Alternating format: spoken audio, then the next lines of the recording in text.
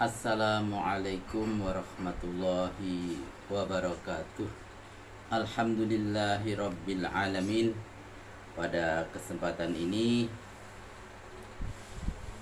kami bisa melanjutkan kembali membaca Al-Quran surat Al-An'am ayat 1 sampai dengan ayat 10 beserta terjemahannya.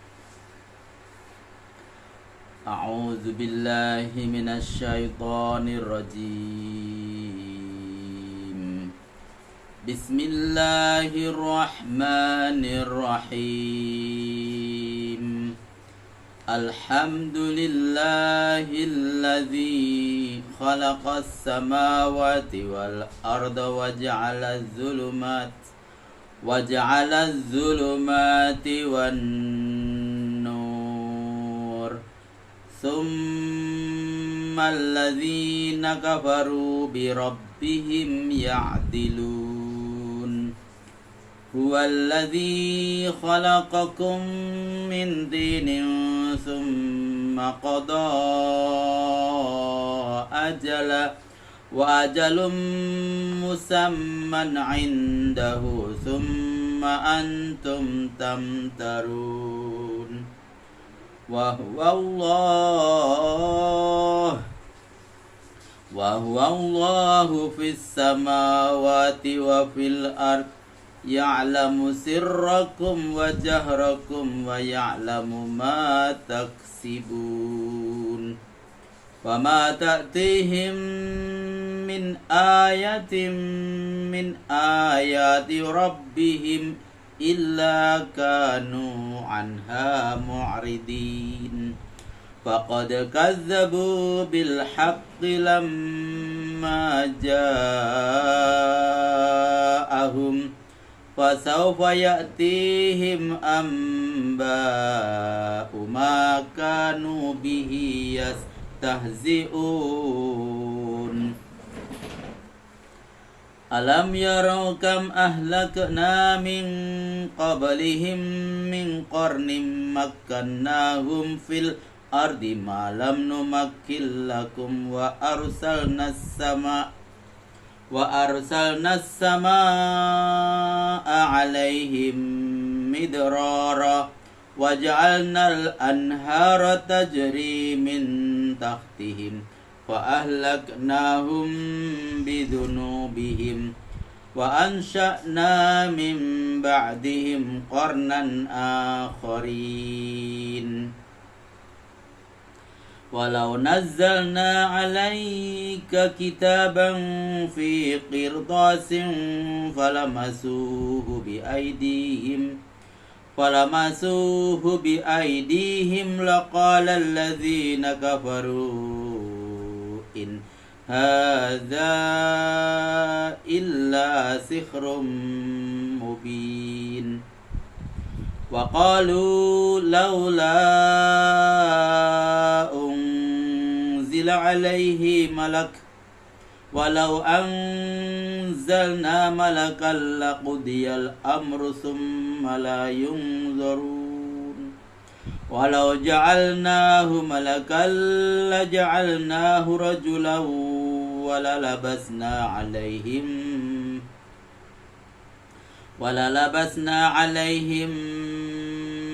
ma yalbisun. Walaqad istuhzi'a birusulin min qablika fahaqa billadzina sakhiru minhum ma kanu bihi yastahzi'un.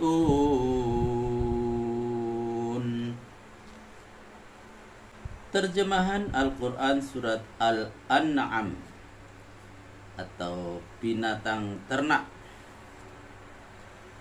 Surat Al-An'am artinya binatang ternak dan surat yang ke-6. Banyaknya ayat ada 165 ayat. Semuanya turun di Mekah atau Makkiyah kecuali ayat-ayat 20, 23, 91, 93, 114, 141, 151, 152 dan 153. Terjemahan surat Al-An'am ayat 1 sampai 10. Terjemahan ayat ke-1. Segala puji kepunyaan Allah yang telah menciptakan langit dan bumi dan menjadikan gelap dan terang. Namun orang-orang kafir masih mempersamakan Tuhannya dengan yang lain.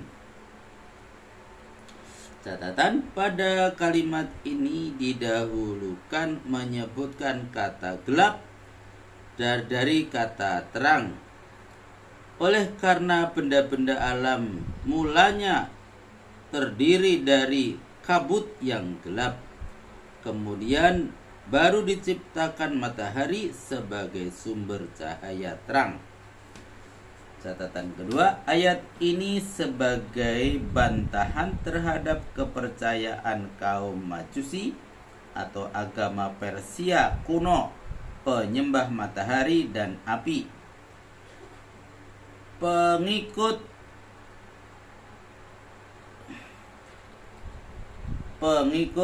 Zoroaster tahun 600 sampai dengan 583 sebelum Masehi yang berpendapat bahwa Tuhan ada dua, yakni Tuhan cahaya yang menciptakan kebaikan dan Tuhan gelap gulita yang menciptakan kejahatan.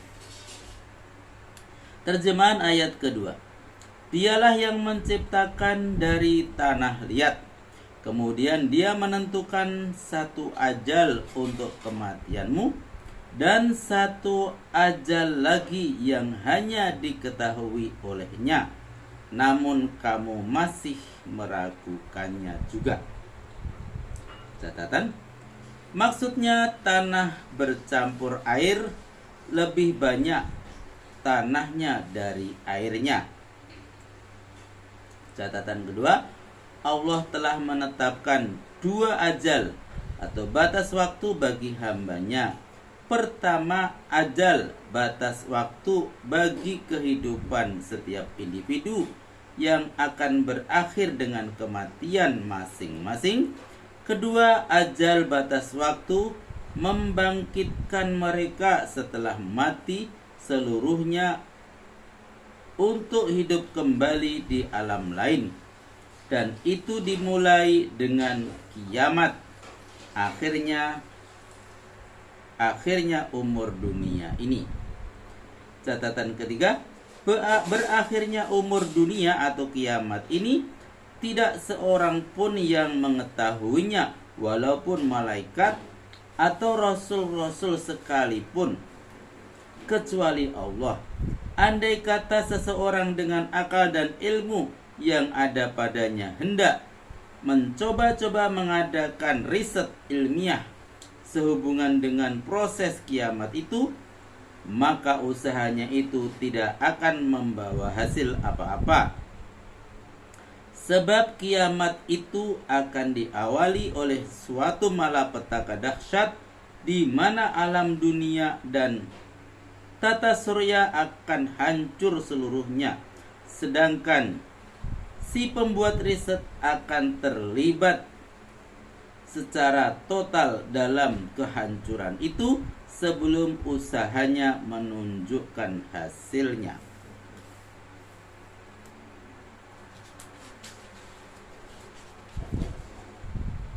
Terjemahan ayat ketiga, dan dialah Allah yang wajib disembah, baik di langit maupun di bumi. Dia mengetahui apa yang kamu rahasiakan dan apa yang kamu nyatakan, dan mengetahui juga apa-apa yang kamu usahakan.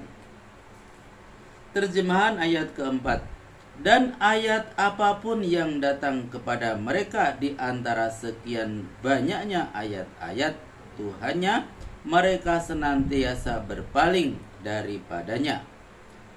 Catatan, yang dimaksud dengan ayat-ayat di sini ialah ayat-ayat Al-Quran yang menunjukkan kekuasaan Allah dalam alam semesta dan kerasulan Muhammad Sallallahu Alaihi Wasallam. Terjemahan ayat kelima, Mereka benar-benar telah mendustakan agama yang hak ketika dibawa Rasul kepadanya. Kelak akan sampai juga kepadanya berita-berita mengenai hal-hal yang mereka perolok-olokkan itu. Terjemahan ayat ke-6. Apakah mereka tidak memperhatikan betapa banyaknya angkatan yang telah kami musnahkan sebelum mereka? Padahal angkatan itu telah kami perkuat kedudukannya di muka bumi.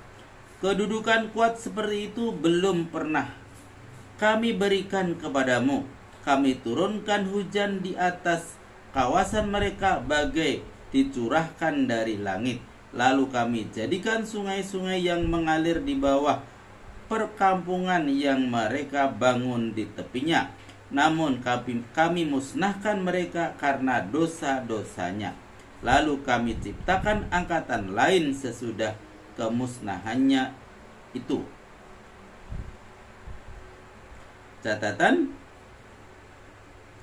yaitu generasi maksudnya. Yang kedua, di antara dosa yang mereka perbuat, pertama, mengingkari Rasul, sombong dan congkak. Kedua, tidak mensyukuri nikmat. Lihat juga ayat 28, 58, 59. Pengingkaran mereka kepada Rasul dilukiskan oleh ayat yang berikut ini. Terjemahan ayat ke-7. Kalaupun kami turunkan sebuah kitab dari langit untukmu yang ditulis di atas kertas, mereka saksikan dengan mata kepala ketika turunnya, dan mereka jamah dengan tangannya setelah sampai di bumi. Orang-orang kafir itu masih juga akan berkata, ini hanyalah sihir belaka. Terjemahan ayat ke-8. Mereka mengusulkan, mengapa tidak diturunkan malaikat dari langit yang akan memberi peringatan bersama-sama dengan Muhammad? Kalau kami turunkan malaikat sebagaimana yang mereka sarankan, itu berarti ditetapkannya hukuman untuk memusnahkan mereka. Kemudian mereka tidak diberi tangguh lagi. Catatan, maksudnya selain malaikat itu akan bekerja sama dengan Rasul dalam memberi peringatan, juga supaya malaikat itu menerapkan bahwa Muhammad itu memang seorang Rasul. Kalimat sisipan berasal dari surat Al-Furqan ayat 7. Terjemahan ayat ke-9. Dan sekiranya kami menjadikan Rasul itu dari makhluk malaikat, tentu kami jadikan ia berbentuk manusia laki-laki. Dengan begitu kami akan membingungkan mereka sebagaimana mereka sekarang dalam kebingungan. Catatan, kalau Tuhan mengutus seorang malaikat kepada mereka sebagai Rasul, tentu Tuhan mengutusnya berbentuk seorang manusia supaya mereka dapat melihat rupanya dan mendengar ucapannya. Dengan begitu mereka akan berkata, ini bukan malaikat, hanya manusia seperti kami juga. Sebab yang mereka lihat adalah makhluk yang berbentuk manusia dengan segala identitasnya. Mereka tetap bingung dan akan menuntut terus-menerus supaya diutus seorang malaikat sebagai Rasul, sekalipun kehendak mereka sudah dipenuhi. Kebingungan mereka tidak akan ada ujungnya, bagai menghasta kain sarung. Terjemahan ayat ke-10. Para rasul yang sebelum kamu telah diejek, mereka berlakulah siksa terhadap mereka. Maka berlakulah siksa terhadap mereka yang mengejek itu sebagai pembalasan terhadap ejekan mereka. Alhamdulillahirrahmanirrahim, telah kami bacakan surat Al-An'am ya. Setelah kami bacakan surat Al-An'am ayat 1 sampai dengan ayat 10 beserta terjemahannya.